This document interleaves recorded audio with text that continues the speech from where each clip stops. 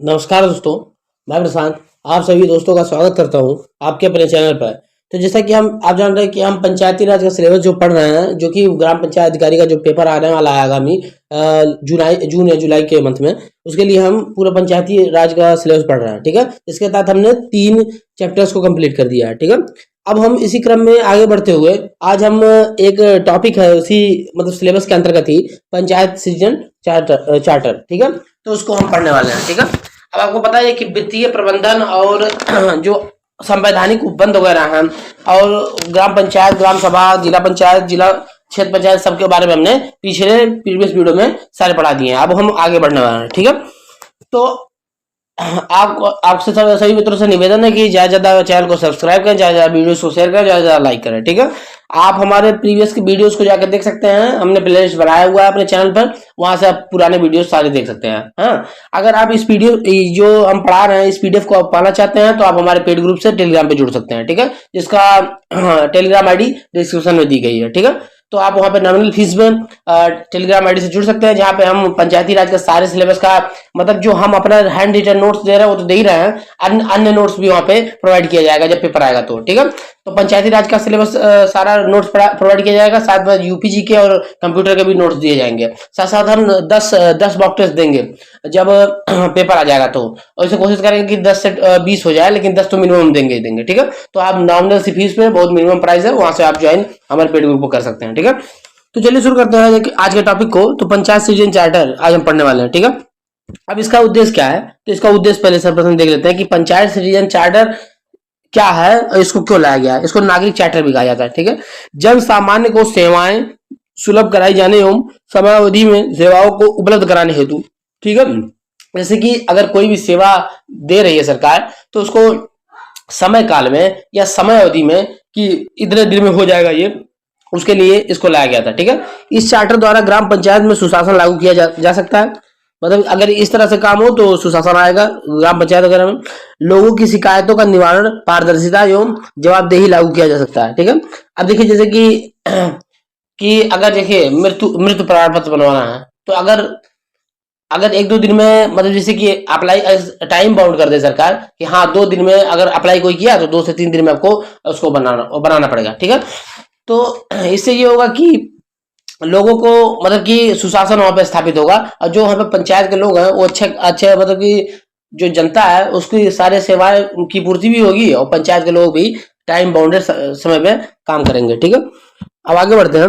ये वाला पॉइंट बहुत इंपॉर्टेंट है, इसको ध्यान देंगे आप लोग। ग्राम पंचायतों के द्वारा 44 प्रकार की सेवा प्रदान की जाती है। अब देखिए यहाँ पे सबसे ज्यादा इंपॉर्टेंट है, पूछ लेगा कि पंचायत सृजन चार्टर के तहत ग्राम पंचायत द्वारा कितनी प्रकार की सेवाएं उपलब्ध कराई जाती हैं, तो आपको बताना होगा 44 प्रकार की सेवाएं उपलब्ध कराई जाती है। क्वेश्चन आ सकता है। ठीक है, अब आगे बढ़ते हैं। अब इसमें एग्जांपल में क्या क्या है, देखिए इस सेवाओं में कौन कौन सी सेवाएं हैं, तो देखिए जन्म प्रमाण पत्र, मृत्यु प्रमाण पत्र, परिवार रजिस्टर का नकल, स्वच्छता, पेयजल, विभिन्न विकास कार्य, स्ट्रीट लाइट, सामुदायिक भवन आदि, ये सब सेवाएं आपको उपलब्ध कराई जाती है। 44 सेवाएं, मतलब इससे ज्यादा सेवाएं हैं, लेकिन मुख्य जो सेवाएं हैं हमने उसको बताया है। ठीक है, अब आगे बढ़ते हैं। 4 जून 2021 को भारत सरकार के द्वारा मॉडल सिटीजन का लोकार्पण किया गया था। तो 4 जून को क्या गया था, मॉडल, जैसे कि कोई भी योजना लागू करने से पहले एक बार उसका सैंपल या मॉडल लागू किया जाता है ना, 2-4 गांवों में लागू किया जाएगा। तो वही भारत सरकार द्वारा 4 जून 2021 को मॉडल सिटीजन का लोकार्पण किया जाता है। किसके द्वारा, तो उस समय के जो मंत्री थे नरेंद्र सिंह तोमर द्वारा। ठीक है, अब आगे बढ़ते हैं। यूपी सरकार द्वारा समस्त ग्राम पंचायतों में पंचायत सिटीजन लागू किया गया। तो देखिए अब इसको याद करना है आपको कि यूपी सरकार द्वारा कब पंचायत सिटीजन चार्टर कब लागू किया गया, तो 15 अगस्त 2021 को समस्त ग्राम पंचायतों में लागू कर दिया गया यूपी सरकार द्वारा। बहुत ही इंपॉर्टेंट क्वेश्चन है, ये पूछ सकता है कि पंचायत सृजन चार्टर जो कि केंद्र द्वारा लागू किया गया है, उसको उत्तर प्रदेश सरकार ने उत्तर प्रदेश के सभी ग्राम पंचायतों में कब लागू किया, तो आपको डेट दे देगा 15 अगस्त 2021, 15 अगस्त 2022, 15 अगस्त 2023, 15 अगस्त 2019, तो आपको लगाना होगा 15 अगस्त 2021। ठीक है, आगे बढ़ते हैं। राज्य स्तर से तैयार कर ग्राम पंचायतों को उपलब्ध कराया जाता है। देखिए अब इसमें क्या होता है, ये योजना राज्य स्तर से बनाई जाती है और ग्राम पंचायत को इंप्लीमेंट करने के लिए दे दिया जाता है। ठीक है, आगे बढ़ते हैं। विभिन्न विकास कार्यों के साथ साथ जन सामान्य को मूलभूत सेवाएं उपलब्ध कराने की जिम्मेदारी पंचायतों को 243 के जी में सौंपी गई है। ठीक है, तो जो विभिन्न विकास कार्य है साथ साथ जन सामान्य सेवाएं उपलब्ध कराने की भी जिम्मेदारी पंचायतों की है। ये अनुच्छेद 243 के जी में वर्णित है। ठीक है, तो इसको ध्यान से देखेंगे। अब आगे बढ़ते हैं। पंचायत सिटीजन चार्टर के तहत 2 प्रकार की सेवाएं होती है। अब कौन कौन सी सेवाएं होती है? तो देखिए, पहले सेवा है पंचायतों द्वारा प्रदान की जाने वाली सेवाएं।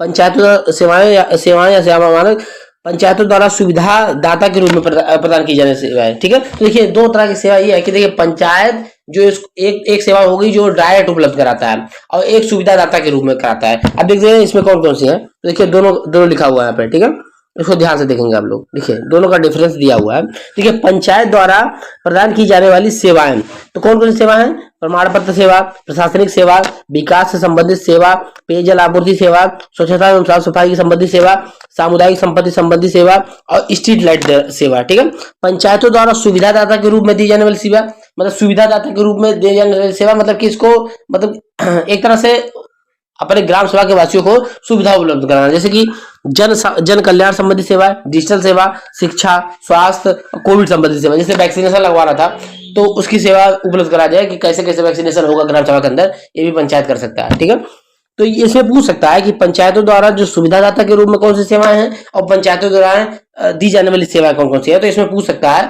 और 4 ऑप्शन रहेगा, उसमें से एक नहीं रहेगा तो आपको वहां से ढूंढ लेना है, तो इसी में से आपको पूछ लेगा। ठीक है, अब आगे बढ़ते हैं। अब पहला हम पढ़ने वाले हैं पंचायतों द्वारा दी जाने वाली सेवाओं में प्रमाण पत्र सेवाएं। ठीक है, तो सबसे पहले हम पढ़ने वाले हैं प्रमाण पत्र सेवाएं। ठीक है, अब देखिए इसमें क्या है, प्रमाण पत्र सेवाएं में प्रमाण पत्र संख्या 1। देखिए प्रमाण पत्र संख्या 1, जन्म प्रमाण पत्र निर्गत किया जाना। ठीक है, तो प्रमाण पत्र, देखिए प्रमाण पत्र जो प्रमाण पत्र संख्या 1 है उसमें क्या होता है कि जन्म प्रमाण पत्र निर्गत किया जाना, मतलब कि जन्म प्रमाण पत्र उससे बनता है। ठीक है, सेवा के लिए शुल्क 5 रुपया। ठीक है, अगर इसको आपको बनवाना है तो 5 रुपया शुल्क पंचायत को देना होगा।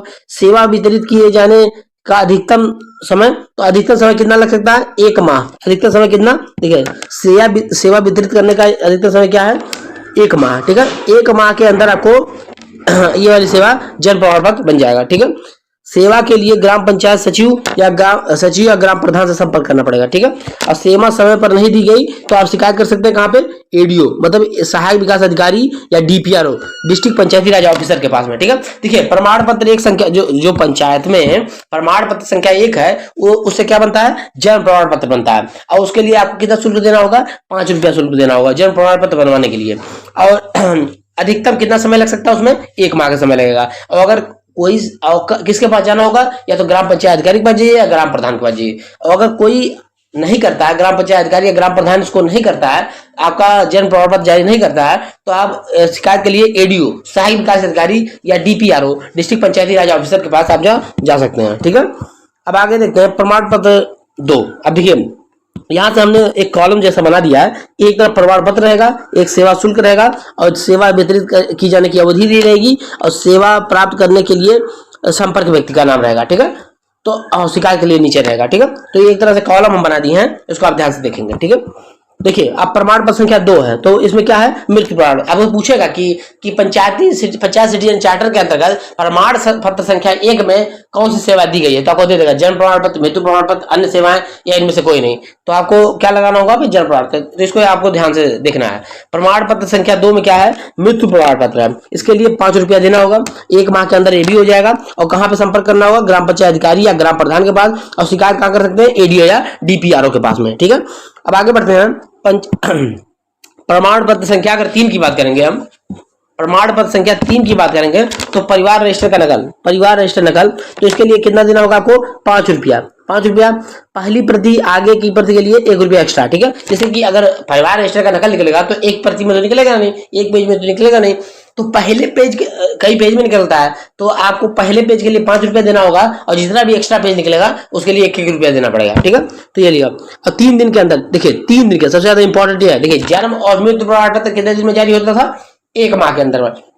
देखिए परिवार रजिस्टर का नकल 3 दिन के अंदर। ठीक है, और कहां से आप किस अधिकारी के पास संपर्क करेंगे? बीपीओ या ग्राम प्रधान के पास। शिकायत वही एडीओ या डीपीआरओ के पास में। ठीक है, अब देखिए यहाँ पे सेवा का नाम दिया हुआ, देखिए अब यहाँ पे दिया हुआ है एक सेवा मनरेगा जॉब कार्ड, तो ये विकास संबंधी सेवा है। अभी तो आपको प्रशासनिक सेवा बता रहे थे ना, तो इसमें क्या था?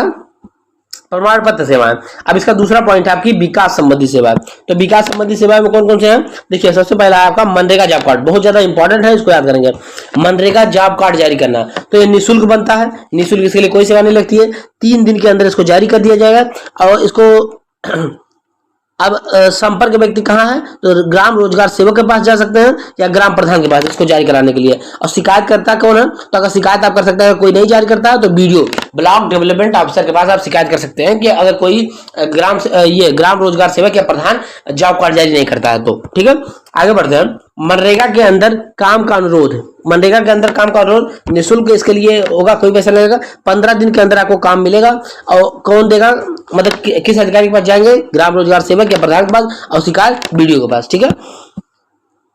सरकारी विद्यालय आंगनबाड़ी केंद्र में जल आपूर्ति एवं शौचालय जल। ठीक है, देखिए, सरकारी विद्यालय आंगनबाड़ी में केंद्र में जल आपूर्ति, शौचालय, जल संचयन आदि के निर्माण की व्यवस्था, मतलब ये सब व्यवस्था अगर करनी है तो कितना होगा? आपको निःशुल्क रुपया, कोई भी पैसा नहीं लगेगा इसके लिए बोलने के लिए। 30 दिन के अंदर इसको करना होगा। और ग्राम पंचायत अधिकारी या प्रधान के पास इसको आप संपर्क कर सकते हैं। और शिकायत करना है तो बीडीओ या एडीओ के पास में। ठीक है, अभी दिया हुआ है एक, इधर देखेंगे आप कि ग्राम